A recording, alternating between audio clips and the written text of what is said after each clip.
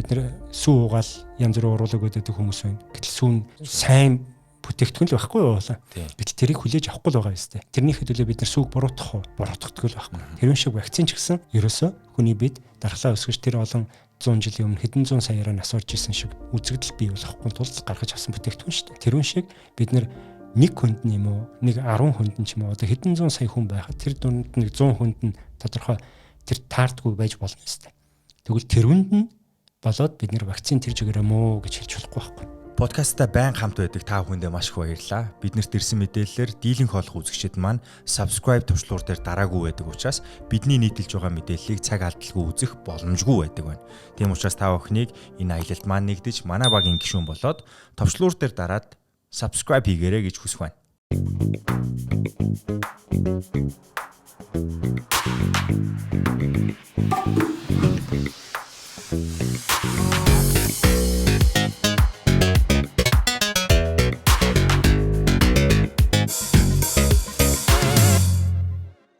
Сайн уу манайхаа энэ өдрийн мэндийг хүргэе. Бид нэр ээлжид нэгэн дугаараараа та бүхний эрүүл мэндтэй холбоотой мэдээллийг хүргэхээр зэгсэн байна. За эрүүл мэнд гэдэг чинь айгүй том өргөн хүрээний ойлголт. Эрүүл мэндийг хамгаалахаар зорж байгаа хүмүүс анхаарлаа нааш нь хандуулаарай. Тэр тусмаа аав ээжнэр, ах эгчнэр тэгээд бага насны хүүхэдтэй хамт амьдардаг болвол нэлээд сайн наашаага анхаарч аваарай. Тэгээд манай хүн амын дийлэнх олонх нь хүүхдүүд байгаа. Тэгээд ирж яваа үеэ бид нэр ямар нэгэн байдлаар за эрүүл байхыг нь бол төрүүлээд одоо анхаарах, хамгаалах, араас нь боловсролтой байхыг, төлөвшөлтэй байхыг гэл нөгөө аав ээж нар ах эгч нарт оногдсон үүрэг хариуцлага бол маш олон тийм ээ. Тэгэхээр энэ таны амьдралын энэ аялал донд чинь хэрэг болох үс мэдээлэл байх болов уу гэд ерөнхийдөө энэ сэдвийг сонгож авсан байна. За энэ бол вакцин гэдэг зүйлтэй хамааралтай. Гэхдээ хор тавдраас хамгаалах вакцинуудын тухай. Тэгээ энэ ярилцлагыг би эхлэхээс өмнө та бүхэндээ хинтээ энэ тухай ярилцах байгаа танилцуулъя. Бид анагаах ухааны доктор, дид профессор Эрдэнэхүү эмчтэйгээ уулзч ярилцж байна. За тэгэхээр бид хоёр аль болохын өргөн хүрээний мэдээллийг та бүхэнд хүргээд тэр дотроо бас мэдлэгийг та бүхэндээ олгож энэ ярилцлагын төгсгөлд та ямар нэгэн байдлаар эндээс олж авсан мэдлэгээр амьдралын чанараа сайжруулахад хэрэг болох үс зүйл байх болов уу гэж найдаж энийг хийж байгаа шүү. За эхний ээлжинд одоогоос бид нэг 4-5 жилийн өмнө ковид гэж зүйлтэй нүрд тулаад дэлхий тэр чигээр нэг хэсэг хугацаанд зогслоо. Тэгээд тэр үед бол вакцин гэдэг зүйл заавал хийх шаардлагатай гэсэн мэдээлэлүүд гараа олон төрлийн вакцинууд гарч исэн. Тэгээд тэр үйл явдлаас дараагаар нь нэг хоёр тал руу хуваагдлаа л да. Вакцин хийх нь зөв болон буруу гэх. Тэгээд одоо хүртэл энэ сэдв би бол хувьдаа бүрэн хаагдаагүй гэж боддог. Барууны хэвлэлүүдээр явж байгаа мэдээллүүд нь бол бас хоёр талтай байгаа юм шиг. Тэгээд би нэг мөр одоо энэ асуудлыг тантай мэргэжлийн хүнтэй дээрэс нь яг энэ вакцины сэдвтэй холбоотойгоор ер нь одоо тухайн үед явж исэн мэдээллүүдийг та зүгээр багсалж дүгнээд энэ вакцин дээр эргэлздэг хүмүүсийн хувьд өнөөдөр миний ойр торинд хүртэл вакцинд эргэлздэг хийлэхгүй байхыг эрхмэлдэг хүмүүс байна л да. Тэгээ би тэр хүмүүст бас англи хэлэн дээр benefit of the doubt буюу одоо эргэлцхийн давуу тал бий шүү гэдэг үднэс нөгөө талынх нь мэдээллийг бас хөрвүүлчихье гэж бодлоо. Тийм, ерөнхийдөө бол Ньютоны харьцангуй онолж гэж бас байгаа шүү дээ. Тийм ээ. Тэгээ эргэлзэхийн давуу тал бол маш олон ашигтай байна л да. Тэр бүхнийхээ ямиг олж авах болон тэр үр дүнгийн нотлохын дээр сүрж хүмүүст харуулах тэгээд тэрийг баталгаажуул цаашаа хэрэглэх гэдэг. Гэтэл Ньютоны харьцангуй онол гэдэг бол аливаа бүх юм харьцангуй байгаа. За энэ өнцгөөс харуул ямар байх вэ? Нөгөө талаас нь харуул ямар байх вэ гэдгийг тодорхойлсон л байна шүү дээ. Тэгэхээр тэр болгон бас өөр нөхцлүүдээс хамаардаг гэж байна. Энэ талаас харж байгаа нь ямар давуу эрэхтэй байна уу, давуу эрэхгүй байна уу? Нөгөө талаас харж байгаа нь саадтай харж байна уу, саадгүй харж байна уу, талыг харж байна уу, бүгдийг харж байна уу гэх мэтчил. Тэгэхээр үүнтэй яг л иймэрхүү зүйл бидэнд ажиглагдаад байгаа. Өөрөөр хэлбэл ковидын вакциныг та бүхэн мэдж байгаа. Энэ бол тухайн үед цар тахал гараад нийт яралтайгаар гаргаж авсан зарим нь амьд тийм ээ. Зарим нь болохоор уургийн тодорхой зүйлүүдийг одоо уургийн бүтээгдэхүүнийг гаргаж аваад түүгээрээ вакцин хийгээд ингээд гаргасан зүйл байна. Гэтэл бидний өнгөрсөн хугацаанд бидний мэддэг вакцинууд бол үүсгэхдээ ихтэл өөрөө 10-20 жил шаардаад тэр 10-20 жил дотроо судалгааны 1, 2, 3, 4 гэл ингээл үе шатаа дамжаал эхлээд лабораторийн түвшинд хийгээд дараа нь хүний амьтны түвшинд үзээд дараа нь хүний түвшинд энэ аюул тань байна уу, аюулгүй байна уу, үр дүнний өгч ийн үү гэдгийг нэг үзээд цөөхөн хүн дээр дараа нь маш олон масс олон хүнд хийж үзээд за одоо ийм асуудалтай байна гэдэг тэрийг улам сайжруулж байгаад ингээд гаргаад авсан юмыгаа одоо шинжлэх ухааны байгууллагуудаар батлуулаад тэгээ хэрэглээд үзээд тодорхой хэрэгжилж явах хугацаанд гаж үйлчлүүдийн дахин судлаа. За ийм байна уу байхгүй байна гэдээ улам төгөлдөрчөө явуулсан ийм вакцинууд байна. Тэгэхээр энэ вакцинуудыг бид нэр 40-50 жил хэрэгэлсэн. За хамгийн сүүлийн залуу вакцин одоо бид өхний өнөөдрийн ярих гэж байгаа тэр HPV-гийн эсрэг буюу хүний папиллома вирусын эсрэг вакцин гэдэг тэр вакциныг бол одоо бид нар чинь тэр гаргаж авснаас нь хойш бол 20 жил хэрэгжилсэн шүү дээ. Тийм 20 жил хэрэгжилсэн. Батлагдсан. Тэр 20 жилээс өмнө 20 жилийн судалгаа явуулсан. Нийт 40 жилийн асуудал байгаа байхгүй. Гэтэл тэгээд трийг бид нэр юутай харьцуулж харж байгаа нөхлөөр нөгөө 1-2 жилийн дотор аргагүй ирэх нь гаргаж авсан ковидын вакцинтай харьцуулж өчсөж байгаа байхгүй. Нөгөө туршилт судалгаанууд нь явуулгүй шууд л хүн дээр хэрэглээл вирусыг ялгаж авал гэс хийгээл тэгэл дэлхийд даяар хүний аврахын тулд цацаал тийм ээ тэрийг бид нэр заварсан сайн тэр Pfizer-ын сайн ч гэдэг юм уу тэрийн сайн гэж авч хэрэглээл тэрнээсээ үүдсэн гаж үйлдэлүүдийн туршид судалж үзээгүй тийм вакцинтай бид хүн ижилсгэж хараад байгаа байхгүй. Өөрөөр хэлбэл бүх юмыг нөгөө нэг муул бол юуны хараа авах гэдэг үлээ. Тэр хүн шиг одоо бүх сайн вакцинууд ингээ байж байхад үр дүнгээ гаргацсан вакцинууд байж хах дундуур нэг хар зүйл гараад ирэнгүүт нь бүгдийг ялцааж байгаа юм шиг л ийм асуудал яваад байгаа байхгүй. Зөв. Тэгэхээр саяны хэлж байгаа ер нь бол 40 жил буюу өнөөдрөөр авч үзэх юм бол HPV-гийн вакциныг 40 жил хэрэгэлсэн буюу батлагдсан гэдгийг та сайн хэллээ шүү дээ. Тэрнтэй ижилхэн одоо одоогийн вакцинууд яванда хүн өөрчлөгдөхийн цагт вакцин өөрөө дахиад бас апдейт хийгдэж идэг зүйл үү? Эсвэл энэ яг ингээд тогтмол хэвээрээ байж идэг зүйл үү? Магадгүй би он цагийн хувьд хоёулаа одоогоос нэг 20 жилийн өмнө энэ сэдвээр ярьж исэн өнөөдөр ярих хоёрын хоорондох тэнд зөрүү гарсан байт юм болов вакцины тухайд сайжруулалт юм уу эсвэл одоо би бас хүнийг өөрөө хувьсаа явж идэг зүйл болов гэж би таадаг. Тэгэхээр яадаг юм болов? Яг би ч мас ангах юм багш унштай эмиг физиологийн хичээл заадаг. Тэгэхээр шалтгаан үр дагаврын холбоо гэж юм байдаг байхгүй? За тэр нь юу гэдэг вэ гэхээр тухайн өвчнийг үүсгэгч яг тэр өвчнөө л үүсгдэг. Тийм ээ? Харин түүнийг нөхцөлдүүлэгч маш олон зүйл нөхцлүүд байдаг. Гэдэг шиг хэрвээ яг умаа үзүүний хавдрыг үүсгэж байгаа шалтгаан нь энэ умаа үзүүний папиллома вирус байгаль бол тэр вирусын вакцинаар хийсэн тохиолдолд тэр умаа үзүүний хавдраас сэргийлж чадж байгаа байхгүй. Тэр нотлохоо баталгаа гэдэг ингээ ярьж шít. Тэгэхээр манай монголчууд ч одоо хэр баргийн юмд итгэхээ үлдсэн байна шít. Тэгээ яагаад итгэхээ үлдсэн бэ гэхээр бид нар өөрсдөө уншиж судалдаг юм байна.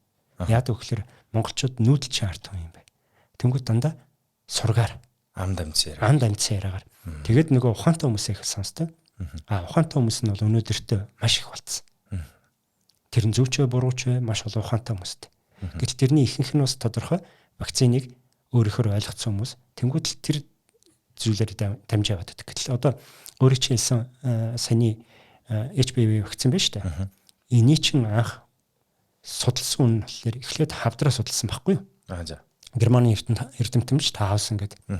Тэр хүн чинь энийг нээснээр 2008 онд Нобелийн шагнал авсан шүү дээ. Бүр Нобелийн шагнал авсан. Тэгэд дэлхийн зөвшөөрөөд Нобелийн шагнал олон хүний амийг аварлаа. Та ийм нээлт хийснээрээ гэдэг ингэчээд байхад бид нар өнөөдөр итгэхгүй тэрнээс шүчнэн жил болчиход байх тэгээ сууж байгаа байхгүй. Тэр хүн 70-аад онд яасан бэ гэхээр энэ умаа үзүүний хавдраар насураад байгаа хүмүүс шүү дээ. Шалтгаан нь энэ HPV гэдэг энэ папиллома вирустай холбоотой байж магадгүй юм байна гэдэг. Тэнгүүтээ тэр хавдрын эсийн судалж байгаа дотроос нь ялгаж авсан уург нь тэр 16 18 гээд хорт хавдрыг тэр хорвоо шин чанартай одоо хорт хавдрыг гол үүсгдэг вакцинуудыг ялгаад авсан байхгүй. Ингээ ялгаж авч ийм юм байна гэдгийг нээснээрээ энэ хүн чинь Нобелийн шагнал авсан. Хамгийн гол Нобелийн шагнал авсахад нь энэ хүний нээлтийг ашиглаад дэлхийд тэр одоо нөгөө Gardasil гэдэг хийгээд байгаа шүү дээ. Merck, GlaxoSmithKline гэдэг юм энэ том компаниуд энэ олон өгөхөд байгаа эмэгтэйчүүдийн одоо умаа үзний хавдар ч юм уу толгой үзүү одоо нойр улчхан хавдар гэдэг энэ олон хавдрууд үсэд насураад байгаа. Эннээс үүсэлтэй шалтгаан нь үггүй хийж ядах та. Шалтгаан нь болохоор вирус шүү дээ. Тэгэхээр энэ вирусын эсрэг дархлаа бий болгох юм. Дархлааг бий болгохын тулд тэр L1, L2 ч гэдэг уургуудыг аваад тэр амьд биш шүү дээ. Үржлүүлэхгүй хүнийг. Зөвхөн 10 хүний бид ороод дархлааны хэсийг итгэжүүлээд за гаднаас юм орж ирэхлээр устгах шүү гэдэг бэлэн байдлыг үсгэж байгаа байхгүй. Тэгэхээр тэр эсүүдийг л бий болгоод дархлааны эсүүдийг санамж тийм ээ дархлааг бий болгоод ингээд тийм вакциныг үүсгэснээр өнөөдөр яасан бэ гэхээр одоо дэлхийд дахинд тухайн хавдраар өвдөх байсан одоо маш олон хүмүүс байна шүү дээ. Тухайн үед нас орж исэн хүмүүсийг өнөөдөр ингээд авчихлаа 60-аас 80% тэр умаа үзний хорт хавдрын тоо буурсан байгаа байхгүй. Нас орсон хүмүүс. Гэтэл манай өнөөдрийн Монголд болохоор умаа үзний хорт хавдрын тоо хэвээрэл байгаа шүү дээ. Гэтэл дэлхийн ялангуяа Австрали, Англи, Норвеги тийм ээ Америк нэгдсэн улсад болохоор энэ 2006 оноос хойш энэ вакцины хэрэгэлцсэн. Эннийхээ ачаар нас орогчдын тог 60-аас 80% буурсан. Гэтэл бид нар чадахгүй байгаа гэдэг л өнөөдөр бид нар юунд итгэнд юу хийгээд яриад яваад байна л гэдэг байхгүй. Би зөв ойлгож гинүү буруу ойлгож гинүү? Нэг вакцинаар 6 төрлийн хорт хавдраас сэргийлэх боломж олгож гин гэж ойлгоод байгаа энэ вакцины тухайд. Ер нь бол HPV гэдэг тэр папиллома вирус гэдэг юмар үүсгэж байгаа юу гэж урсан сэргийлэх болцоод ганцхан хавдар биш. За. Одоо бид бүхэн бэлгийн замын халдварт гэж ярьдаг. Нийт ирж байгаа одоо хавар намар болохлээр л оюутнууд ирдэг шүү дээ. Оюутнуудын ирээл эрүүл мэндийн үзлэгт оруулна.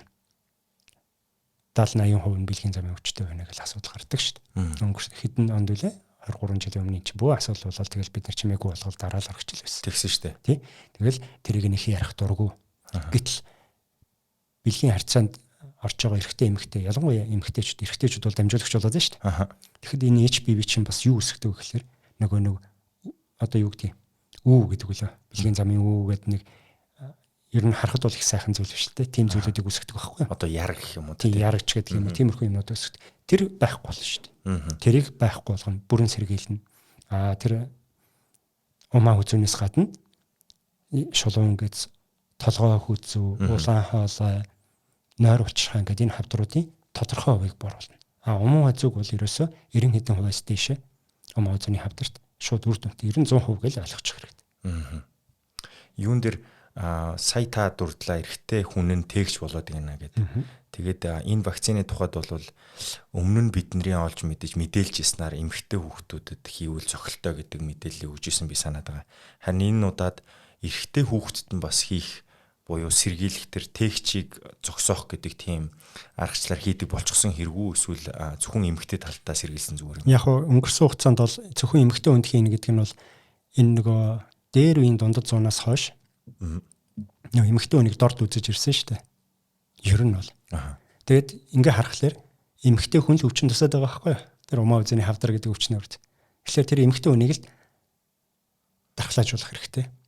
Гэтэл нөгөө эрэгтэй хүмүүс нь болохоор зүгээр байгаа байхгүй юу? Гэтэл шодоо хавдраач үдж байгаа хүмүүс байгаа шүү дээ. Энэ нөгөө умаа үзний энэ папиллома вирус чинь шодоо хавдраас үүсгдэг байхгүй юу? Гэхдээ маш цөөн эрэгтэй өвддөг юм байна л да. Яг бол эмэгтэй хүнээс асч амархан гэмтэмтгий мэдрэг байдаг байна шүү дээ. Ганцхан умаа үзв шүү дээ. Тэгээ бэлгийн уруулч гэдэг юм ингээ хавдрууд үүсэж байгаа. За хамгийн гол нь миний хувьд бол энэ нэг өнгөрсөн хугацаанд ингээд нөгөө эмэгтэйчүүд дандаа доорт үзэгдэг байсан учраас эмэгтэйчүүдтэй л хийгдэх байсан. Эрэгтэйчүүд хэлэхээр бөө асуудал болно ч гэдэг юм тийм ээ. Яагаад эрэгтэй хүнд хийж байгаа энэ төр гэж асуудал үүсдэг байсан байхгүй. Эрэгтэй хүн бол Тэнгэрийн амьтан сайхан байхад эмэгтэй хүн тэр өвчнийг хүрээд байгаа үстэй. Ер нь бол санааны юм байсан. Далд санаа. Хинч ил гаргаж хэлэхгүй юм шүү дээ. Энийг бол юу гэж хэлдэг вэ гэхээр нийгмийн эрүүл мэндийн ухаанд бол тэгш байдал гэж хэлдэг байхгүй. За. Тэгэхээр тэгш байдлыг хангаж байгаа. Монгол улс харин сая дархлаажуулалтын энэ 24-нд гаргасан энэ хууль дээр эрэгтэй эмэгтэй хоёулангийн оруулсан тэгш байдлыг хангасан байхгүй. Тэгээд тэгш байдлыг хангасан. Яагаад гэвэл эмэгтэй зүгээр байж болно шүү дээ. Гэтэл нөгөө эрэгтэй хүн одоо хязээ авсан мэдэхгүй. Энэ хүмүүс чинь эхний ээлжинд 10 жил дотор 10 жилийн өмнө болж байгаа асуудлуудыг хэн ч мэдэхгүй шүү дээ. Эмэгтэй ч мэдэхгүй, эрэгтэй ч мэдэхгүй. Тэгээд энийг ингээд бид тестээр угаад эмэгтэй нь бол хавдар байдлаар илэрчиж яхад шархлаа байдлаар илэрчин. Эрэгтэй бол тэгээл яваад байна. Тэгэхээр энийг мэдэхгүй учраас эрэгтэй хүнийг энэ тээгчийн буюу дамжуулагчийн эхлээ замыг хаах хэрэгтэй байхгүй юу? Замыг хаагаад дараагийн эмэгтэйчүүдэд энэ хүрхийг нь болиулах хэрэгтэй. Эмэгтэйг ягд вакцинжуулж байгаа нөхлөөр мэдээж яриг бас дамжуулж болно.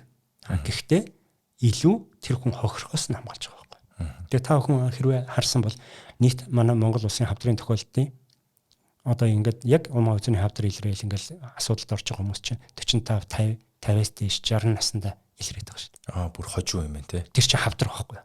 Гэтэл 30 наснд тэр аль хэдийн өөрчлөлт болоо шархлаа мархлаа болж исэн л байхгүй. Гэтэл бид нар хинэггүй яваад байдаг ч юм уу нэг тэрийг шархлаа гэж бодоод яваад байдаг. Тэгэл нөгөөдөг чинь хавдар усараа зарим үедээ бол маш харамсалтай байдалд орж байгаа шүү дээ. Тэгээ нэг үгэлт хүний нэр бол хэлж чадахгүй. Гэтэл өнгөрсөн жил гэтэл манай Монголын мундаг хуульч тийм ээ Япон интерт босрол эзэмссэн. Өөрөө энэ дээд шүүх мөхөтл ажилладаг тийм ээ. Тэгээд нэртээ бас хамгийн гол нь миний харамсаж байгаа юм нь юу гэхээр тэр хүн нийгэмд өөрчлөлт хийх чадвартай байсан. Тийм оюунлаг хүмүүс байсан байхгүй? Оюунлаг хүн. Дипломын үзэний хавдар хожуу шатанд даруул насарч байгаа. Гэтэл эд ажлын 40 эд наснда тийм ээ. Гэтэл хүн нас урах хүртлээ яадаг вэ гэхээр нөгөө амьд явах идэрнэ гэдэг итгэл нь арилдаг байхгүй?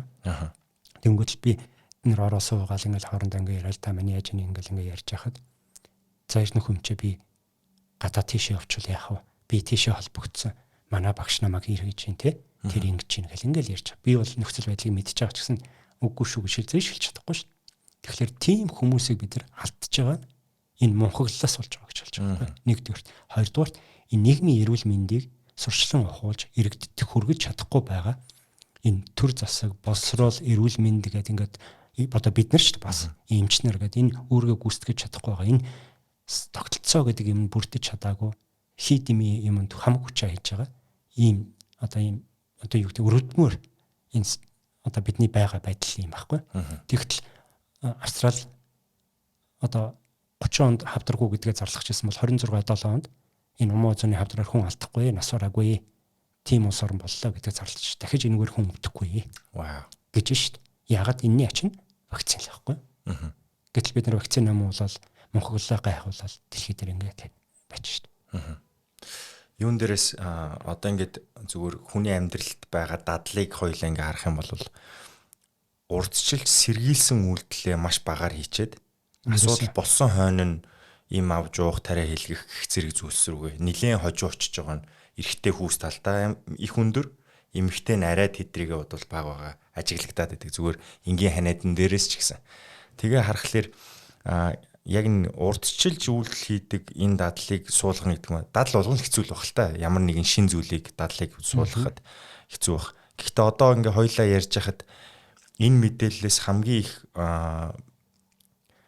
ашиг авах одоо профит гэх юм уу бенефит гэх юм уу одоо ашигтай байх бенефит хүртэх хүн нь бол өгөөжийг авах хүн нь бол хүүхдүүд байна шүү дээ тий. Гэтэл хоёулын чинь бол одоо хүүхд үзээс уушин гэж бол байхгүй байна. Тэгэхээр хоёлаа нэг мессенжерийг буюу тэр мэдээлэл түгээх хин нэгэнд л энэ мэдээлэл хүргэж байгаа байхгүй тий. Эцэг их ах эгч нар босрол олгож байгаа багш нар.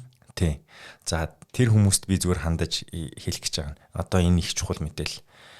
11 нас гэдэг нэг тоо яваад байгаа. 11 нас ба түүнээс хойш хэлэх ёстой гэдэг тий.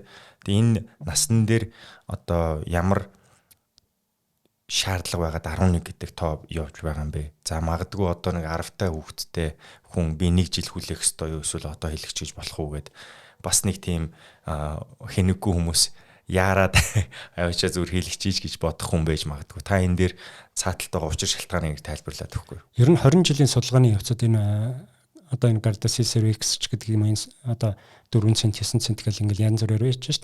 Энэ вакцины мозоны папилломавирусын эсрэг вакцины гаж үйлдэл гэдэг юм ерөөсөө ямар ч гаж үйлдэл илрээгүй. Хамгийн давуу тал нь тэрүүгээр хүн нас барсангүй, өргүүдсэнгүй тийм үстэй. Одоо яриад байгаа мангар боллоо ч гэдэг юм уу тийм юм болоог байхгүй. Өсөлт хөгжилд нөлөөлөх тийм юм ерөөсөө байхгүй. Энэ яадаг вэ гэхээр умаа үзэнд ни вирус тэр хавдрыг үүсгдэг вирус ороод ирэхэд л бэлэн дархлааны эсүүдийг л зогсоох үүрэгтэй ийм л юм байгаа байхгүй. Ямар ч тийм нөлөө үүсгэхгүй. Тэгэхээр энэнийхээ давуу талаар эн чинь өөр анти канцер буюу хавдрын эсрэг вакцин гэдэг нэртэй болсон шүү дэлхий дээр. Ер нь хавдрын эсрэг вакцин дэлхий дээр ер нь маш зөөнчтэй байхгүй. Тэгээ тэрний нэг нь энэ умаа үзэн. Энэ хавдрын эсрэг вакцин байхгүй. Тэгээ яг саяны таны хэлж байгаагаар 11 нас уу, 9 нас уу, эсвэл 20, 35, 45 уу гэвэл аль ч наснд хийж болно. Гэхдээ яагаад бид нар 11 гэсэн? Яагаад дэлхийн 9 гэсэн ингээд, тийм ээ? Энэ эхлээд энэ халдварыг аваагүй байх хэрэгтэй байхгүй. Өөрөөр хэлбэл нэгэнд орцсон байх юм бол бид нар дээрээс нь вакцин хийгээд тэр үр дүн тийм сайн гарахгүй байх нь шүү дээ. За. Тэгэхээр орхоос нь өмнө урьдчилан сэргийлнэ л гэдэг чинь. Тэгэхээр 11 наснда бид бүхний одоо Монголын судалгаан дээр үнэлж хийсэн байна шүү дээ. Монголын ихэнх хүүхдүүд гэдэг юм одоо өсвөр үеийнх юм байна. Бэлгийн харьцаанд 15-аас дээш наснд ороод байгаа байхгүй. За 15 14-т бол ороод байна. Нийний өгүүлэхэд 15 настай 14-ийн буюу өсвөр үеийнхний жирэмслэлт гэдэг юм бас Монголд аюул болсон шүү дээ. Тийм ээ. Эцэггүй тэгээд 14 5хан наснда 10 жил сурч байгаа мөртлөө тэр жирэмслээд байгаа асуудал нэлээд өссөн. Тэгээ энийг ч бид нөхөр хүчин салбар авах юм бол мэдээд тодорхой арга хэмжээ авах бол оролдол хэцүү л байх шиг байна. Гэхдээ бидний энэ вакцин дээр бол 11 наснда хийхэд бол ямар ч гэсэн энэ халдварыг аваагүй байх юм а гэдэг судалгааны үндэс аахгүй. Дэлхийн болохоор ялангуяа энэ Европынхан Австрал, Европчууд, Америкчууд 9 наснаас эхлээд байгаа. 9-өөс 11 наснд.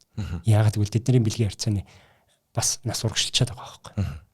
Тэгэхээр ерөнхийдөө энэ үед ямар нэгэн асуудалгүй байна гэдэг юм гарчаад байгаа юм.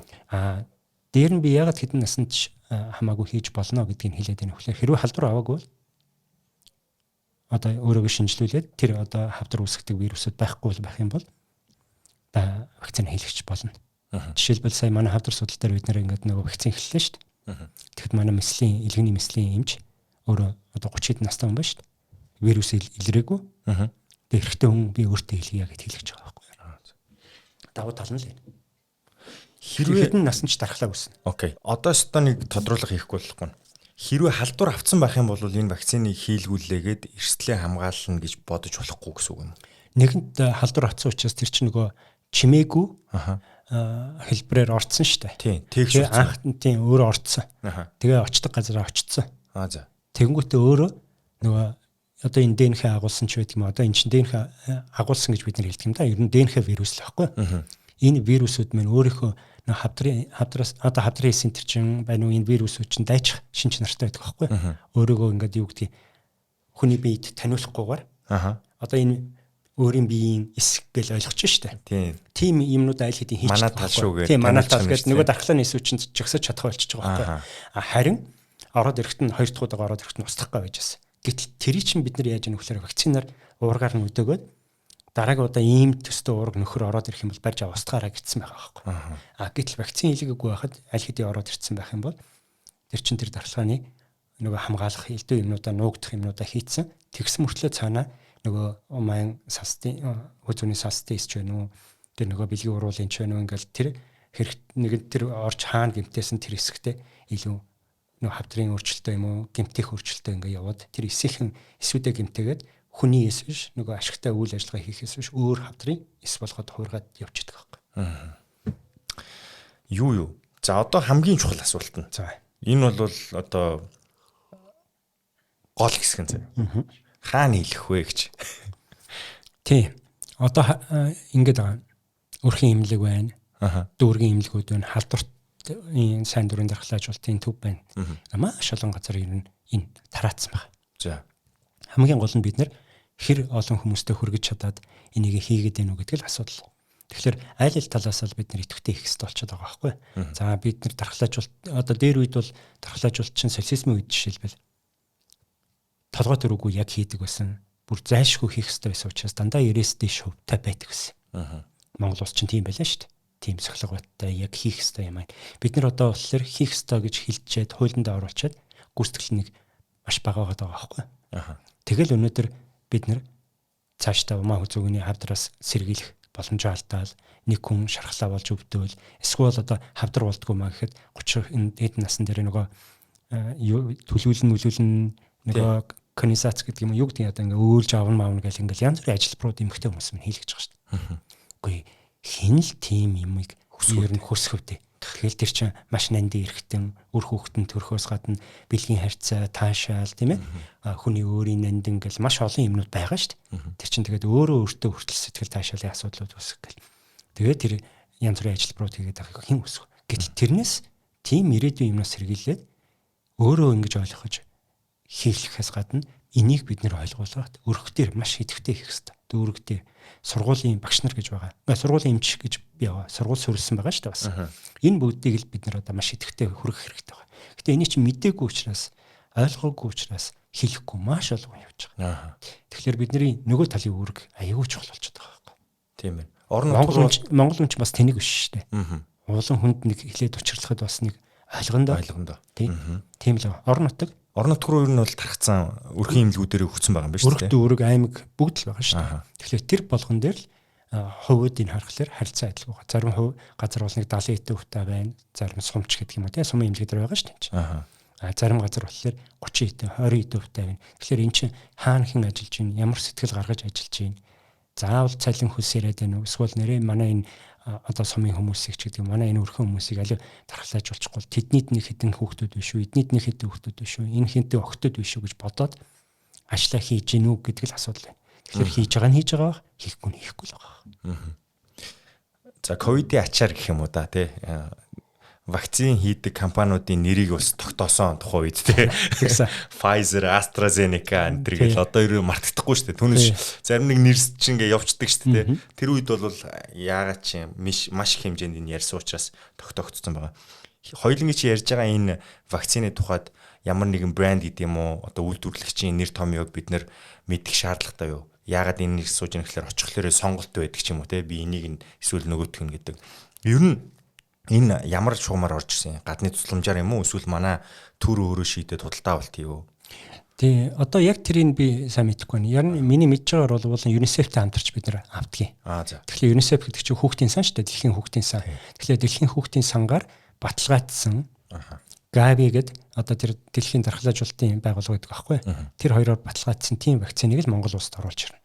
Энд чинь нөгөө бид нар чинь олон улсын дэлхийн эрүүл мэндийн байгууллагын харьяанд байдаг учраас тэр конвенц нэгдсэн байгаа шүү дээ. Ямар нэгэн хуваараа бол авч байгаа зүйл одоогоор байхгүй байна.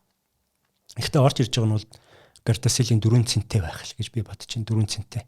Тэгэхээр бас улс орны хөгжлөөс хамаарат нөгөө баян ядуугаас мөнгөтэй мөнгөгөөс хамаарат бас их ялгаа байна. Нэг үгэлэхэд. Тэрний юу гэхээр Америк нэгдсэн улс гэдэг юм уу? Англи, Австралич гэдэг юм уу? Энэ улс орнууд мөнгөтэй учраас вакцины үйлдвэрлэгчид хамгийн түрүүнд бид нар энийг ч аавь шүү гэж авчдаг. Очр. Тэнгүүд очрын дараа. Очроор бид нар ч одоо ингээл нөгөө UNICEF-ээр хөнгөлөлтөд авч байгаа учраас нөгөө шууд бэлэн мөнгөөр авахгүй байгаа учраас хөнгөлөлтөд одоо хямдарсан үнээр авъя гэхэлэр сүулдэ одоо юу гэдэг хамгийн сүлд авдаг ч юм уу тийм ээ вакцины хангалттай хүлээх шаардлагатай болдог ч юм уу гэх мэтчлийн юм хүндрэлүүд өсдөг байхгүй. Гэхдээ ямар ч гэсэн вакцин бол одоо ирсэн хангалттай тарагдаад явж байгаа юм шиг лээ. Тухайн вакциныг тарьсны араас тийм баталгаатай хугацаа гэж байна уу? Одоо баталгаатай хугацааг хэлэхлээр юу гэж ойлгож байна уу мэдэхгүй байна л да. Гэхдээ нөгөө үүслэх хугацаа нь тэдэн жилээ барьдаг гэдэг ч юм уу тий. Тийм вакцин болгон өөрлөлтөө. Жишээлбэл одоо бид нэр илгэний одоо шар гэдэг шүү дээ гепатит гэж нэрлэдэг байгаа бүгд гепатиттай болчлаа гэл. Тэгэл дотор А, Б, С ингээл тий. Одоо шарын вакцин ч гэдэг юм уу Б-тэй болцсон, С-тэй болцсон, Д-тэй болцсон, Е-тэй болцсон гэл ингээл ярьж байгаа. Жишээлбэл Б-гийн вакцин дээр ихтчил одоо Б-гийн вакцин хийлгэж байгаад бид нар чинь энэ илгэний гепатит, цирроз, хавдар гэдгээс хамгаалах гэдэг байгаа шүү дээ. Гэтэл яг одоо ингээд сүүлийн үед ингээд судалгаануудыг хараад байхлаар Б-гийн вакцин бол нэг 10-аас 15 жилийн хугацаанд байгаад байгаа. Тэгээд дахин бустер хүсээд байгаа. Бустер гэдэг нь одоо идэвхжүүлэгчтэй, идэвхжүүлэх тун хийж дахин дархлаагаа одоо барих юм байна гэдэг. Энэ HPV хүний папиллома вирус төр яаж яах вэ гэхээр ерөнхийдөө судалгаа хийгээд ер нь насан туршид юм байна. За. Тий. Дахин бустер хийх шаардлагагүй байна гэдэг судалгааны зөндөө гарсан. Хамгийн сүүлд их Lancet судалгаанд Lancet гэж сэтгүүл дээр гарсан. Lancet-ийн чинь одоо бид нар чинь нөгөө эрдэмтэд гэдэг юм уу судлаачд чинь нөгөө нотлохоо хаанаас арддаг гэхээр хамгийн сайн одоо нөгөө сэтгүүлүүд дээр ямар хэлбэрийн судалгаа хийгдээ тэр нь хэвлэгдсэн бай гэдгээс хамаардаг байхгүй. Тэгэхээр тэр сэтгүүлүүд чинь тийм хамгийн сайн нотлохоо төгс шаарддаг. Тэгэхээр тиймэрхүү судалгаанууд бол нэлийн их гарцсан. Тэгээ ер нь бол насан турш дээр ер нь байж болох юм байна. Ер нь л нэг юм штэ. 40-50 нас хүртэл хамгаалцсан байхад бол цаашаа дараагийн асуудал бол гайгүй штэ. Зүгээр вакцины өртгийн тухайд магадгүй гадны оронд хийгдэх төлбөр мөнгө манай дотоодын хийж байгаа төлбөр мөнгө хоёрын хооронд нэлээд зөрүү байдаг болов. Ер нь зөрүүтэй. Манай монголчууд нэг юмыг олох хэрэгтэй. Их үнэтэй ингээд өөрсдөд нь мөнгө төгрөгөөр зархлаар л айгүй чанартай сайн гэж боддог. Гэтэл тэрний ч мөнгөний улс төлчөд байгаа байхгүй хуулаа. Тэгээ өөрсдөд нь өнгөө хийгээд байгаа. Гэтэл яг ингээд одоо Америкийн тэр чинь болохоор даатгал суурилсан боловч хувь хүн ингээд мөнгө төлөх юм бол нэлийн өндөр үнэтэй. Би жишээл Америкт 2 хүүгээ хоёулангийн вакцины хамруулсан байхгүй. Тэгэхэд нэг нь удаагийн тун нь шүү дээ. $86. $86. Тэгэхээр 3 удаа хийлгэжсэн. 2 3 хийлгэсэн юм байна. Тэгэхэд л $86 төлчихсэн байхгүй. Тэгээд даатгалаас аваа явчихж байгаа. Тэгээд гэтэл бид нэр яаж яах вэ гэхээр өнөөдөр үнэгүй хийж байгаа зүйлийг үнэгүй ирсэн гэж болгоод байгаа байхгүй. Гэтэл эн чинь цаана үнэтэй зүйлийг олон улсын тэр хүүхдийн байгууллага өөрөө тодорхой үнийн төлөө хямдруулаа бид нарт тавьчих өгөөд манай Монгол улсын засгийн газар болохоор нэг 3.1 хэдэн буюу за $4.30 худалдаж авчих байгаа байхгүй. Тэгэхээр тэр нэг 10 хэдэн нэг 15 орчим мянган төгрөг байна шүү дээ. Тийм. Өртг нь орж ирж байгаа. Гэтэл тэрэн дээр нэг сувлэгч эмчнэг ингээ өчнөө хүмүүс ингээ тарах марах гэл ингээ ажиллаад ер нь бол сайн дурын дархлаажуулт 2 жилийн өмнө л 25 мянган төгрөгөөр хийжсэн. Одоо сайн дурынхан шүү дээ. Одоо хүүхдүүдэд ингээ толтоор орц учраас үнэгүй хэвдэж байгаа. Үнэгүй. Тийм үнэгүй. Гэтэл 9 центнер тэр вакциныг хийх гээд дөнгөж нөгөө манайх хүүхд ихний тунгаан Америкт хийлгэцэнсэн. Тэгээд баг хүмүүс тэгээ Монголд ирээд 2 дахь тунгийг хийх гээд ингээ хайсан чинь яаж исэн бэ гэхээр тэр үед интернет татсан. Байхгүй байна гэжсэн. Тэнгүүт нөгөө сосметик гэж үсэн ш тэр үед чинь удирдлага интернет арай нөгөө зохион байгуулалтны өөрөөс. Гэсэн манад нөгөө одоо курсын хүүхд ажиллаж байсан. Тэгээ би уцаар ярьсан чинь үзээд хийгээд үзснээ манад нэг 2 тун байна. Тий. Нэг нь 3 сая төгрөг. Тэр үед шүү дээ. Тэгэхэд бид нөгөө нэг тасарцсан хийдгүү байсан. 22 оноос ч үл бид нар чи одоо сайн дураар буцаад хийж эхэлсэн шүү дээ. Жилдээ 1000 орчмыг. Тэгэхээр одоо бол тэрийг нүнгүй хийж байгаа байхгүй. Тэгээ яагаад ч юм ийм байхлаар хүмүүс үнэлдэг юм шиг байна. Санаа. Нэг тийм юм байх шин. Зайгаад нэг юм байна. Тэгэл цаанаас нь тэр эрүүл байлгаач гэдэг төр засаг нь авчраад мөнгөө өрөөд тийм ээ. Тэр үнд мөнгө зарцуулаад хамаг ажилчтай ажиллуулаад гэрээ хэлцэл хийгээд ингээд хөдөө орон нутгатаа тараагаа яваад байна гэдгийг бид нэр ойлгохгүй байгаа. Юун дээр сая таны ярианаас сонслоо. Тунгууд байна те 1 2 3 дугаар тунж байх шиг байх юм. Тун хоорондын зайн ямар байх хэвээр хідэн тун ер нь хийлгэх хэвээр байна. Ер нь бол яг өмнөх нь бол 3 тун хийдэг байсан.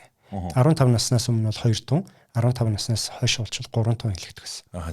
За тэгээ сүүлийн вакцины чинь бас нөгөө таны хэлдгээр өөрчлөгдөд байна шүү дээ. Зөвхөн 1 тун хийгээд хамгаалдаг болж байна. За одоогор бол 2 тун байгаа бах Монгол улсад. Зөвхөн ганц варианттай одоо тун хийгээл одоо цаашаа бол дархлаа үүсэж байна гэсэн судалгаанууд гарцсан. Тийм байдлаар бас хийгээд ах шиг байна. Та сүүлийн үеийн тоотой танилцсан болов уу?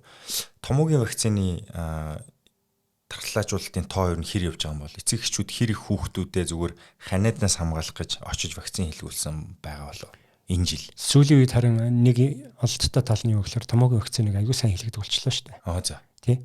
Тэгээд хүмүүс чинь ер нь томоогийн вакциныг хийлгийа ийм ач тустай байна гэдэг ингээд явдаг болчих. Тэгээ өөртөө мөнгө төлөөд шийгэж байна. Одоо тийм ч учраас интермед эмнэлэг жишээлбэл одоо энэ хувийн өөр бусад эмнэлгүүд чинь томоогийн вакциныг оруулж ирээд өөртөө төлбөртөөр хийдэг болчихлоо шүү дээ. Тэгээд яагаад гэвэл зах зээл байгаад байгаа байхгүй. Улс бол томоогийн вакциныг бол эмнэлгийн ажилчид болон бусад хийлгээд байна шүү дээ. Одоо тий дархлааж бол. Тэгэхээр мэдгүй яг би хувийг хараагүй. Ер нь бол өссөн. Ер нь бол өссөн. Тий. Та бол өөрөө хувьдаа хийлэгдв үү?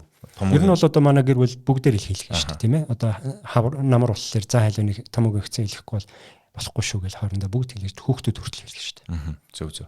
Тэгэхээр яг хуу энэ нөгөө нэг хамгийн ил байдаг түгээмэл мэдлэг учраас те томоогийн вакцинд хамрагдах нь тийм учраас одоо томоогийн вакцинтаа явахдаа давхар ингээ хийлгэж болох зүйл үү гэж би лавлах гэсэн. Ягаад тэгэхээр магадгүй томоогийн вакцин хийлгэж явах үед саяны HPV-гийн вакциныг давхар хийлгэж болохгүй ч гэдэг юм уу. Тийм дүрэн байдаг юм болоо гүн. За тэрийн өстө халдвартын хүмүүсээс асуух хэрэгтэй. Би энд нөхцөлдгөө юу гэдгийг гол шүү дээ. Зөв. Окей. Бас яг нөгөө эмнэлэг рүү явах нэг сумаар 2 тулаа бодуулчих гэл. Тийм. Тэгэхээр энийг бас лавлж тодруулж хийлгэх юм. Ер нь бол бас вакцин хийлгэж болохгүй хүмүүс гэж бас байдаг шүү дээ. Вакциныг тариулаад харшил өгдөг тийм ээ. Янз бүрийн тийм хүн болгон чинь ижил биш байхгүй. Тэгэхээр аливаа юмд хүүтэн мэдрэгч гэдэг юм уу, халуунд мэдрэг гэл ингээд янз бүрийн хүний конституц гэдэг нөгөө шин төрх нь өөр хүмүүс байдаг байхгүй. Тэр дунд бас гаднаас ингээд дархлаа оруулж орохлоор тэр үндэ хит харшилдаг харшлын асуумжтай хүмүүс бас байдаг. Тэгэхээр тэр хүмүүс бол хийхгүй байж болно. Тэгэхээр бүгдээрэнд нь толгой дараалан хийгсэн үг биш шүү дээ. Тэнгүүт нөгөө хэрвээ тим шинжтэй, тим өгдөг хүмүүс байх юм бол одоо жишээл могон хор хацлаа гэж бодъё л дээ. Тэгэхэд одоо бид нэр урд нь зөндөө хазуулаад тэрний эсрэг дархлаа үүссэн бол тоохгүй гэж болно шүү дээ. Гэтэл могоо анх удаа хацхад бол асар юм өгчөж болно шүү дээ. Гэх мэтчлэн тэгэхээр тэрүүн шиг одоо бид нэр сүү угаал янз бүрийн уруулаг өгдөг хүмүүс байна. Гэтэл сүүн яах ч сайн бүтээгдэхүүн л байхгүй юу? Гэтэл тэрийг хүлээж авахгүй л байгаа юм тест. Тэрнийхээ төлөө бид нэр сүүг буруутгах уу? Буруутгахгүй л байхгүй. Тэрүүн шиг вакцин ч гэсэн ерөөсөө хүний бид дархлаа өсгөж тэр олон 100 жилийн өмнө хэдэн зуун саяараа насурж исэн шиг үзэгдэл бий болохгүй тулд гаргаж авсан бүтээгдэхүүн шүү дээ. Тэрүүн шиг бид нэр нэг хүнд нь юм уу, нэг 10 хүнд нь ч юм уу одоо хэдэн зуун сая хүн байхад тэр дунд нэг 100 хүнд нь тодорхой тэр таардгүй байж болно юм тест. Тэгвэл тэрүүнд нь болоод бид нэр вакцин тэр жигээр юм уу гэж хэлж болохгүй байхгүй. Тэгэхээр нөгөө таны хэлээд байсан нөгөө бенефит гэж хэлээд байна шүү дээ. Үнэхээр тэр хэдэн хүнийг аварч ийн гэдг нь хэдэн хүн цаана түнд хариу уруул өгөхгүй байх уу юм уу эсвэл хариу уруул өгөөд уруулж өөр одоо зүйл илэрч гин үг гэдгийг жинэлж үздэг байхгүй. Ер нь анагаах ухаанд чи 100% бүх хүн таардаг юм гэж байхгүй. Суугаал одоо янз бүрийн уруул өгдөг харшдаг хүмүүс байж л. Тэрнийхээ төлөө сүү дэлхий дээр муу шүү хамгийн муу бүтээгдэхүүн гэж хинч зарлдаггүй л үстэй. Тэр адилхан. Тухайн вакциныг одоо хоёулангийн чи ярьж байгаа вакциныг надад зохих хэсгээ урдчилж мэдэх шалгуурууд байд юм уу? Ер нь хар угаасаа ер нь илэрчдэг байхгүй. За. Ягаад гэвэл ингэж жоохон чихэрлэг одоо янз бүрийн жимс мэмс иддэг ч юм уу тэгэхээр л харшаалаад гэдэг тийм ээ. Мэдрэх хүмүүс л. Тэгэхээр нөгөө нэг эмччин ингэж асууж байгаа шүү дээ. За чи юунд харшилтай вэ? Имэнд харшилтай юу? Эсвэл өөр юмд харшилтай юу? Тийм харшлын анамнез байсан уу? Урд нь юм тариулаад ургуул өгчээсэн үү гэл ингээд вакцин хийхийн өмнө чи хүмүүс асуугаад байгаа шүү дээ. Гэтэл тэрүүнд үнэн зөв хариулаад анхааралтайгаар хариулчих хэрэгтэй байхгүй. Манайхан ч үгүй гэд яг тариунгууд нь асуудал гарангууд тэр вакцин буруу болсон болчих. Үгүй байхгүй. Тэр хүний өөрийнх нь төлөв төрхөөс тэр хариу уруулах дархлааны шин чанараас ч хамаарат тэр тохирохгүй юу гэдэг л асуудал үүсэж байгаа байхгүй. Тэгээ энийг бид нэр өөр ойлгоод байгаа байхгүй. Гэтэл үнэндээ бол сая хүн аврагдахад нэг хүн юм уу 10 хүн тэнд асуудал үүсч болно л гэдэг би хэлээд байгаа. Юун дээрээс одоо насан туршсан би ч өөрөө хийлгэж болохоор юм байна гэдгийг ойлголоо. Зүгээр ханиадны вакцины хийлгэнгүүт хүүхдүүд халуурдаг шүү дээ. Урал үзүүлээд энэ дээр бол зүгээр энэ вакциныг дагаад тийм хариу үйлдэл үзүүлдэг тэр нь зүгээр гэж байгаа шүү гэдэг тийм заалт бий юу? Ерөөсөө тийм шүү дээ.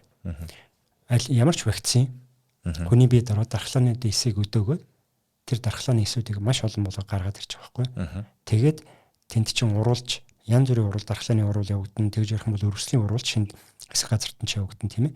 Тэгэхээр тэр хүн чинь халуурна, нөгөө халууны температур өндөр өснө, ой санамжийн ТБ гэдэг тэр эсүүд байдаг шүү дээ. Тэр эсүүд чинь нөгөө хөдөлгөөнд ороод бие биенийхээ уруулаар ингээд хүний бид яг л дархлаа явуулж байгаа юм шиг. Нөгөө гадны бит ороод ирж байгаа юм шиг өрсөлийн уралууд явдаг шиг хэлдэг байхгүй. Тэгэхээр тэр хүн чинь хариу урал өгнө. Тэр бол энгийн зүйл. Яг л харин өндөр халуурч байгаа бол бид нарт хэлдэг шүү дээ. Маш сайн байна. Дархлааны уралч маш сайн явж байгаа юм байна. Дүлий биш юм байна л гэж харж байгаа байхгүй. Зөв. Одоо би танаас сэдвээс жоохон хазаагаад сургуультай холбоотой зүйл асууя гэж бодож. Манай ангаахын их сургууль руу орж суралцъя гэж байгаа хүүхдүүдийн тоо ер нь хэвийн хэмжээндээ байна уу? Буурч гин үү, өсөж гин үү? Таны одоо ажиглалтаар ямар төвшөнд байна? Ер нь ингээс сүүлийн үед би хараалаа юм л да. Бид бүхэн бүгд л мэдж байгаа. Хувийн сургуулиуд маш их байна. Тэгээ ангаахын сургууль, улсын сургууль, нэг анхаачлал үндэсний сургууль. Тэгээ ингээ харахаар ерөнхийдөө бол хүний их хэмж болно гэсэн хүмүүс бол маш их байна. За эмнэлэг дээр одоо бид нар эмнэлэг дээр ажиллаж байгаа хүмүүс шүү дээ. Тэгэхээр тэр дунд чинь совлогч, техникч гэдэг юм ингээ ажиллаж байсан хүмүүс бас эмч болъё гэж одоо хуурч байгаа хүмүүс ч байна. Тэгээ ингээ харахаар эмч болъё гэж байгаа хүмүүс их байна. Гэтэл энэ дээр нэг юм байгаа. Эмч хүн гэдэг чинь тийм амархан болчдөг юм биш байхгүй юу? Өнөөдөр бол амархан болоод байна. Яг нэг нь үл хөлий. Амархан юм шиг байгаад байна гэж ам эсвэл амархан болоод. Тийм ээ. Өөрөөр хэлбэл тэр чинь сайн эмч таныг эмчлэхийн тулд маш сайн мэдлэгтэй, ёс зүйн өндөр хэм хэмжээтэй. Тэгээд одоо лог сэтгхүү ч юм уу те хүний төлөө сэтгхүү гэдэг ингээд маш олон юмтай болж гарч ирэх хэвээр. Өөрөөр хэлбэл маш сайн онцоргочлох хэвээр шүү дээ. Тий. Бүх юмараа өвдөгч гэдэг юм. Тэгвэл яагаад тийм хүмүүс төрөхгүй байна? Маш олон төрлийн хүмүүс яваад байгаа. Анхны сургуулиуд нэгдүгээр мөнгөөрөө санхүүждэг болчих. Тэгээ улс төр нөлөөлөд нь шүү дээ.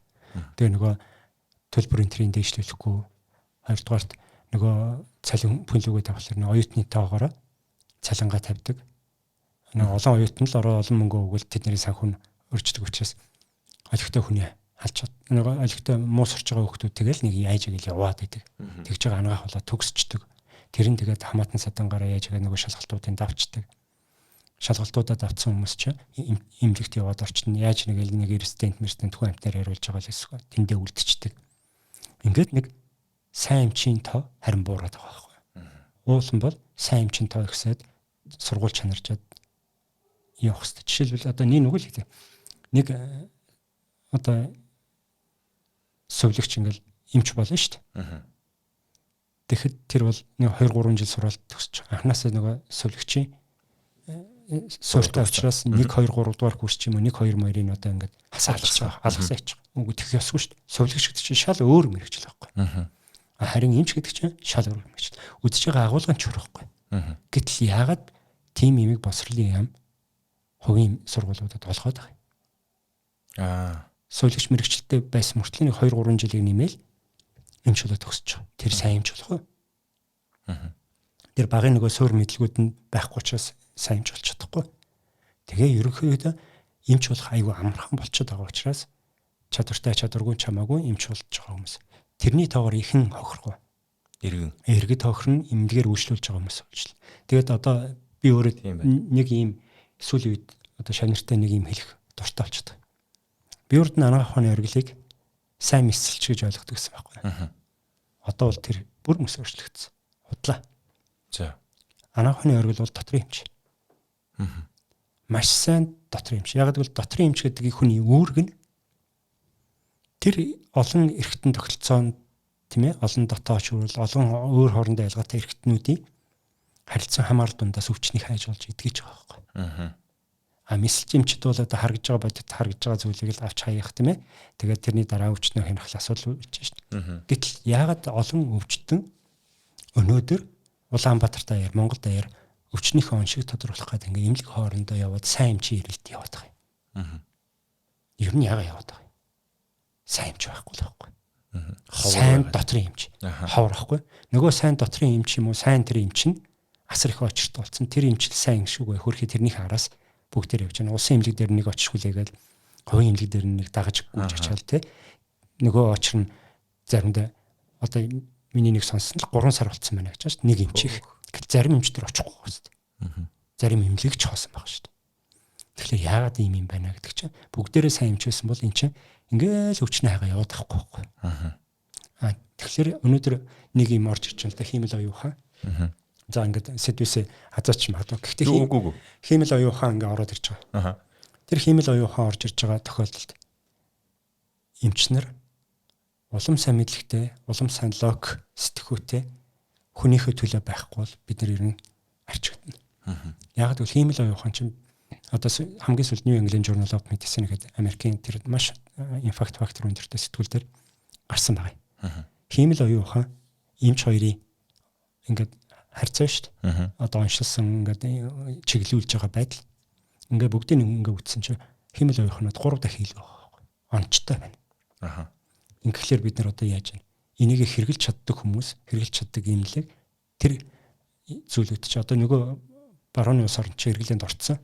Бид нар болохоор энд нөгөө эрдэнэхүү эмчийг яаж гэдэг юм уу тэр эмчийг мандуул эмчийгээл хайгаад араас нь ингээд бараадал гүгээд идэг. Гэтэл тэр өгөгдлүүдийг чи онд цахимд хүлээлгэж аваад за таны олдохгүй байгаа юм чи энэ байх шиг башиг гүнгөт нь тэрүүн дээр нь эмчин суугаад нэрээ тийм юм болов гэд нэмэлт юмнуудаа игээ судлаад гаргаад ирдэг болчихж шээ. Тэгээ өнөөдөр хиймэл оюухан энэ салбарт орснороо цахимжилт орснороо яах гэдэг нь вөхлөр аюулна одоо аюулна гэж байгаа шүү дээ. Эмчнэр талтай байхгүй. За. Тэр нь яагаад талтай вөхлөр нөгөө эмчнэр нь ингээд сайхан өвчтөнтэйгээ ингээд сууж агаад би өөрийгөө гих байсан зүйлд л аюултай. Яг зөв хэрэгжилж чадах юм бол бид нар эрүүл мэндийн салбар урагшаа ахих үйлчлүүлэгч олон ингээд чирэгдээд байхгүй тэгж ярих юм бол гэрээсээ гарахгүй ч юм уу эсвэл шинжилгээгээ өгсөн газараас хэн нэгэн эмчийг хайж өөр нэг юм уу хавдар ороод авахгүй. Тэр нэгснийхээ дараа хавдар 1 2 дээр бүтэхгүй бол 3 ороод 3 бүтэхгүй бол одоо Монгол Японч ордог юм ингээд авахгүйгээр асуудлаа шийдэх болцоотой болгоод байгаа байхгүй. Тэгээ гих мэтчлийн ийм шинжлэх ухаан ингээ урагшаа ихэд байгаа манай тусламж үйлчлэгээ бидний одоо ялангуяа энэ хандлага, эмч нарын хандлага, бид манай эрүүл мэндийн салбарын хандлага дээр нэг энэ улс төр толгойнууд ямар шүү байгаагаас хамаарат бид нар дагж байгаа шүү дээ. Энд чи 20-с 30, 40, 50 жилээр хоцроод байгаа байхгүй. Гэтэл тэр дунд яаж яах вэ гэхээр хэдэн эмчнэр нь гадаадаас яваад нэг технологи оруулж ирэх стандарт хэрэгжүүлэх гэхээр стандартаа барьж чадах болсон. Тэгээд тэрийг орлуулж юмар хийдэг ч юм уу, өөр зүйлүүдээр хийдэг. Тэгэхээр дандаа стандарт зөрчиж байгаа. Тэгээ нэг хөгжил байхгүй шүү дээ. Иймэрхүү. Би яагаад юу энийг асуусан бэ гэхээр эрүүл мэндийн салбар боловсрал гэдэг хүмүүс яг Монголын асуудал юу вэ гэхээр хамгийн түрүүлж хилэгддэг нэг 2 3 юмнууд байгаа байхгүй. Тэгээ энэ нь бүр юм хилц үг юм шиг сонсогддог болсон. Эрүүл мэнд боловсрал гээл те. Энэ хоёр нэг хамт хоёулыг нь хайцсан учраас тийм хайцсан учраас. Тэгснээ удараас нь нөгөө нэг хотын асуудлууд те. Төвөгжрэл, агаарын бохирдол гээл. Тэгээд агаарын бохирдол нь өөрөө угаасаа эрүүл мэндийн асуудал байхгүй. Тэг ингээд ирэмбэрээ эхний дөрөвт байгаа юмны хоёр нь бол эрүүл мэндийн л. Тэгээд төгжрэл чинь одоо үргэлжлүүлээд бас тэгэл суугаа болгож гин хөдөлгөөнг болгож гин гээл цааталтай эрүүл мэндийн. Тэгээд боловсрал чинь өөрөө бас тэгээд бүх утгаараа эрүүл мэндийн боловсралч тэр боловсрал дотроо явж л байгаа. Гэт тэгэхээр тэр тухайн хүнийг тойрсон асуудал нь их байгаад идэг. Харин энэ асуудал руу горилж байгаа хүмүүс нь хэр их байгаа юм бол гэсэн чинь таавал сая хариултаа өгчлөө. Хэмэл оюухан орж ирснээр ч гэсэн ямар их зүйлс бий болохыг хэлж байна. Энэ нь бол сайшаалтай зүйл. Тэгээд эрүүл мэндийн салбарт орж ажиллая гэж байгаа хүмүүс ямар хүмүүс байдгийг би бас мэдэхгүй. Гэхдээ манай нэг найзын надад хэлсэн үг өгдөхгүй. Би эмчтэй суусан. Яагаад би эмчтэй суусан бэ гэхээр би эмчэд хүн яаж хайрлахыг заах шаардлагагүй. Учираас тийм би эмчтэй суусан. Тэр хүн өөрийгөө хайрлуулах хүнээ сонгохдоо асар зөв логикийг хэрэгэлсэн байгаа байхгүй. Тэгэхээр нөгөө эмч болж байгаа хүн гэдэг чинь өөрөө инэрх хайрлах гэдэг ямыг ажил нь болцсон хүн учраас тэр хүнд хүн яаж хайрлахыг заах шаардлагагүй гэж хэлж байгаа энэ үгний цаана айгүй том утга явж ирсэн. Тэгээ би энэ рүү яагаад чиглэж байна гэхээр сая зүгээр зах зээл дээр бүтээгдэхүүн борлуулж исэн эмч нэг энгийн иргэн хоёрын хооронд л айгүй том асуудлууд өрнөлөө л дөө. Тэгээд тэр нь зөвтэй зөв буруу гэх мэтчлэн ийм айгүй олон юм боллоо. Тэгээд нөгөө нэг эмнэлгийн салбарынхны чинь бид нэр нэгт нь эмчтэй итгээд хоёрт нь банкнд итгэдэг тий гуравт нь оператор компаниуд итгэдэг ч юм уу ийм хүмүүсийн олон жил явцсан нэг ийм дадлага юм байна л да. За баруунд бол эхлээд хуульчтай гэж гих зэрэг ийм юунууд нь. Монголд бол хүн халааттай байгаа эмчтэл итгэдэг байхгүй тий. Хамгийн түрүүлээд ягаад тэгэхээр анханасаа л нөгөө эрүүл мэнд асуудал байсан учраас эмчээ бараадаа л тэгэл яадаг итгэлийн индексээр тийм өндөр байдаг. Тэгээд энэ дээр зүгээр ёс зүйн хэм хэмжээний тухайд би асууж байгаа. Та өөрөө багшилдаг оюутнууд бас заадаг учраас энийг бас илүү дэлгэрэнгүй ярьдаг байх гэж би бодож байна. Тэгэхээр нөгөө эмч болж байгаа хүний өөрийнх нь хандлага дотор та дутагдаад байгаа зүйлийг юу юм бэ гэдгийг нь хэлж өгөхгүй. Энэ нь бас ирээдүйд энэ мэрэгчлэр сонгоё суралцъя гэж байгаа хүмүүс. Ангийнхаа оюутнууд ч гэсэн их үздэгтэй манай энэ нэвтрүүлгүүдийг. Та бол маш чухал асуудал хөндлөө. Үнэхээр яг тэгж бодно. Улан бол эмч хүн бол таны хэлж байгаагаар хайрлах, инэрх гэдэг мэрэгчлэн угаасаа тийм байхгүй. Дайны үед ч гэсэн бид бүх мэдэнд бай. Дайсны байна уу, миний байна уу хамаагүй. Ерөөсөө тэр хүмүүсийг аврах, эдгэх, хэмжлэх үүрэгтэй. Тэгээ яг эмч болцсон хүмүүс дутагдаад байгаа зүйлийг хэлье л да. Эмч болцсон. Тэгээ эмч болох ч байгаа хүмүүс одоо оюутнууд ч гэдэг юм уу эрүүл сургалт болгож байгаа байгууллага бол тэр зүйлүүдийг нөхөх ёстой. Эсвэл шүүгээд тийм хүмүүсийг оруулахгүй байх ёстой байхгүй. Тэгэхээр эмч болцсон хүмүүст дутагдах гэхэлэр за илүүд нь гэж ярих юм байна та ер нь. За. Эго.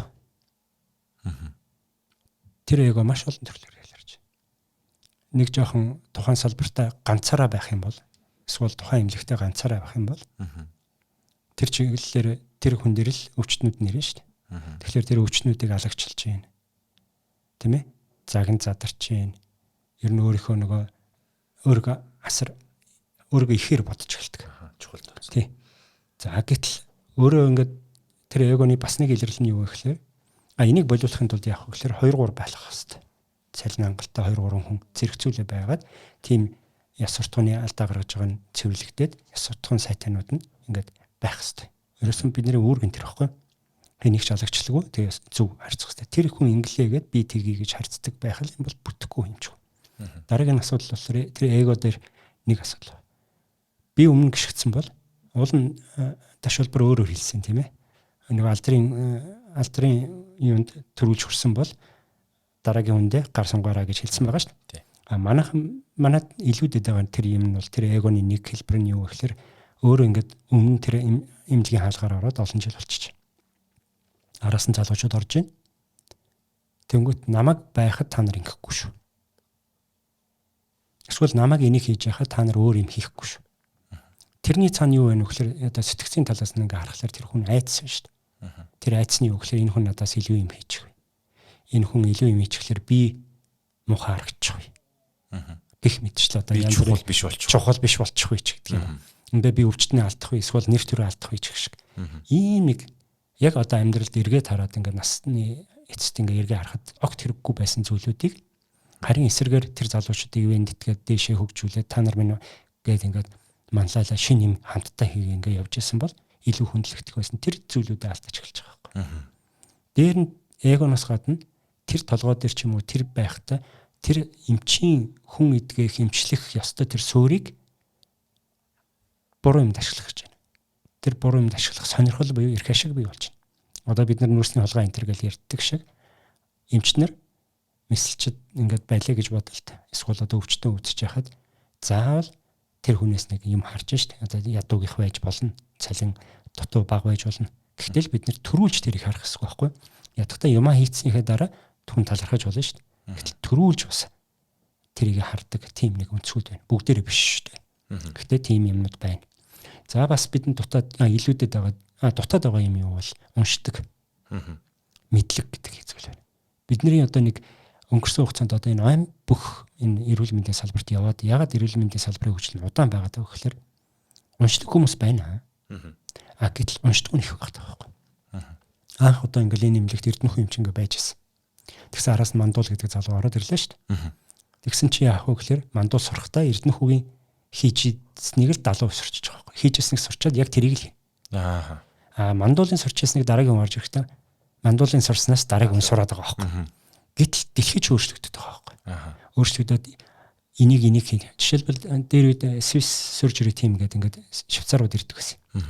Тэгээ тэр нэгдүгээр эмнэлэг дээр одоо эмнэлгийн тоохгүй хэлээ л та. Нэгдүгээр эмнэлэг дээр ингээд мохор хагалгаа, цусны хагалгаа эхлээд орж исэн юм байна л та. Анх намайг нэгдүгээр эмнэлэгт ирэхэд бид нар тийм мохор хагалгаа хийж исэн. Тэгээд бид нар хийж яхад тэр нэгдүгээр эмнэлгийн мундаг эмчин орж ирээд ингээ маска дараад ингэж орж ирд. Та наад бол ч мохор олгол хийж байгаа юм байна шүү дээ. Гараа явцгаж. За. Тэгээ хамгийн гол нь тэр ялгааг нь тэр үед хэлж байгаа. Мохор олгоо хагалгаа л да. Хамгийн гол нь тэр хүнийх бол тэр хуучин технологи байсан. Бид нэр хардсан байсан. Тэр хүний хийж байгаа нь их цус алдуулдаг, дараа нь хүндрээл ихтэй хагалгаа байсан.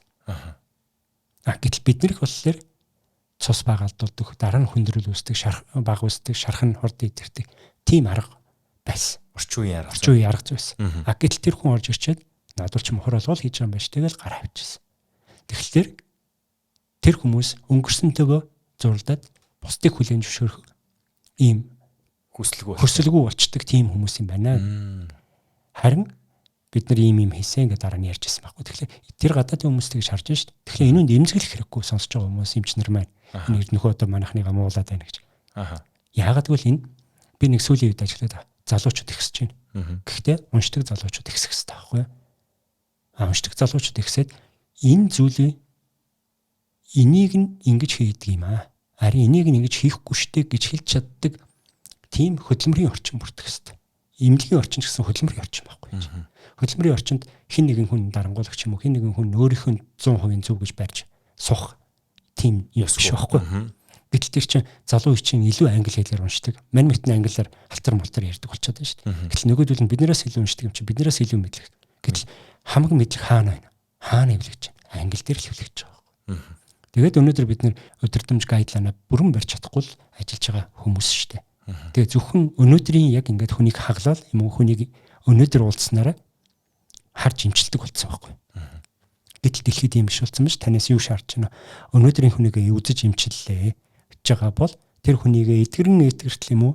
Эсвэл болохгүй болтол нь та хийнэ. Хариуцсан л бол та энэ үүрэг хариуцлага хүлээ. Эний чинь нөгөө архаг өвчний тасралтгүй менежмент гэж нэрлэдэг байгаамаа гэдэг ингээд зарлаа яваад байгаа байхгүй. Өвчтөн төвтэй тусламж үйлчлэгээ гэж хэлээд байгаамаа. Тэр өвчтөн төвтэй тусан жүжиглэгэндээ одоо мандуул гэдэг өвчтөн ороод ирлээ гэхэд тэр хүний шийдвэрийг тэр хүний оюун санааны байдлыг харгалзан үзье. Тэр хүнд сонгох эрхийг олгооч гэдэг юм. Гэтэл сонгох эрх байхгүй шүү дээ. Одоо бидний нөгөө дээр үед одоо ч зарим эмнэлгүүдээр байгаа. Өвчний зөвлөгөө гэж байна. Эмчнэрийн зөвлөгөө. Өвчнийг голдоо оруулж ирчээд бөөн эмчнэр сүрээ үзүүлэл тойроос үчдэг байхгүй. Тэгэл нэг нь ингээл энэ тийм ингээл ном аялцсан юм уу? Үгүй. Нөгөө яах гэж байгаагаа ярьж байгаа байхгүй. Тэнгүүт нэг 3 дахь өдөр хаалган дээр болон тэрэнд ингээл ийм ааштай гэл нөгөөт өөр хэлээрээ яриад нөгөөт нь ингээ бүтэлцэн л яах гээд байгааг нь мэддэггүй. Гэтэл тэр хүнийг яах гэж оруулж ирсэн. Тэгвэл тайлбарлах гэж. Та ийм. За энэ орох гэж байгаа юм чинь ээ. За танд ийм сонголт байна, тийм сонголт байна. Тэгвэл та энэгээр нь хийхүү, тэргээр нь хийхгүй ингэх үү. Гэтэл тэр хүнд ярих эрхийг олохгүй байж өөртөө ярьж байгаа заагаар шийдчихлээ. Та төдгөө тэр хэрээрээ. Энүүнд хэн гомддог вэ? Нөгөө өөрчлөгч нар чинь бурхан гартаа сайхан эмчнэр мэн гэж бодож байгаа ч гэсэн нөгөө ойлгомжгүй байдлаас эхлээд үүсээд байгаа байхгүй. Тэгэхээр нөгөө өвчтөн төвтэй харьцааг бид нөгөө эмч имлэгийн ажилчид маань бий болгож чадаагүй. Бид нар ч тэрийг бодлогын түвшинд анхаарч чадаагүй л байгаа байхгүй.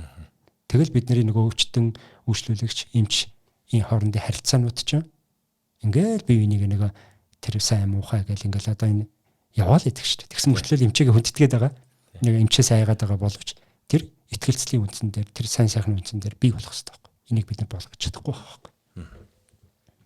За манайхаа ер нь бол бид хоёр өнөөдөр ярих гэсэн сэдвийн хүрээнд бол ярьчлаа. Нэмээд ганц хоёр зүйлс ярьлаа. Гэхдээ Эрдэнэхүү эмчтэйгээ ер нь бол тусдаа өөр сэдвүүдээр маш олон сэдвүүдээр ярилцах хүсэлтэй байгаа. Тэр дугаарыг бол удахгүй бит хоёр нэг удаа бичээд тэгээд зохих хугацаанд нь цацъя гэж би та бүхэнд амлая. Эрдэнэхүү эмчтэй цаг зав гаргаж ирсэнд маш их баярлалаа. За баярлалаа. Ажил үйлсэнд амжилт хүсье. Баярлалаа. Тэгээд би бас төгсгөлт нь нэг зүйлийг хэлмээр байна. Хэрвээ та 11 настай хүүхэдтэй те ер нь бол нас яга заасныг өнөөдрийн ярьцлага та бүхэн нэлээд сайн хэлсэн баг. Гэхдээ мэдээж та бага насны хүүхэдтэй хариуцлага үүрсэн ээж аав ах эгч нар байгаа бол та өрхийн эмнэлгүүдээрээ авч очиод эрэгтэй эмэгтэй гэлтгүү вакцины хийлгэж болохоор байна. За мөн хөсүүтийн сайн дурын дархлаажуулалтын хэсэг бас ажиллаж байгаа. Ажлын өдрүүдийн 8-аас 14 цаг 30 минутын хооронд энэ вакцинуудыг хийлгэж байгаа юм байна. Тэгээд ямар үнэтэй зүйлийг үн төлбөргүй болгоцсон дээрээс нь хүртээмжтэй буюу Монгол улсын хаанч бай та өрхийн эмнэлгээрээ дамжуулаад энэ вакцинуудыг хийх боломжтой болсон байгаа нь. Үгүй бол та багт амьдардаг бол арай хүнд өвлөрсөн суурин газар руугаа зориод цаг зав гаргаад өөртөө ч гэсэн хамаагүй энэ вакциныг хийлгүүлээрэй гэж хүсэж байна.